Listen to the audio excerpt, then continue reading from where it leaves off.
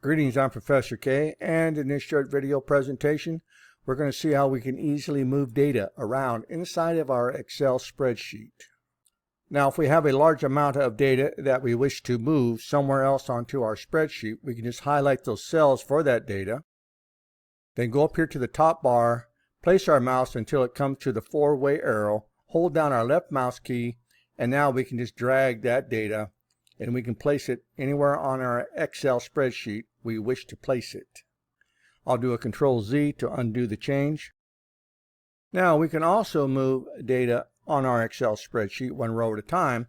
All we have to do is just highlight the row, go over here to the horizontal line of that row, wait for the four-way arrow, hold down our left mouse key, and we can just drag that on down and place that row where we want it to be placed.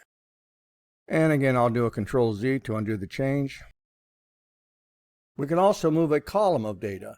All we have to do is highlight that column, and over here onto the left or the right of that column, we place our mouse, wait for the four-way arrow, and we hold down our left mouse key, and now I can drag and drop that data into a new column somewhere else inside of my Excel spreadsheet.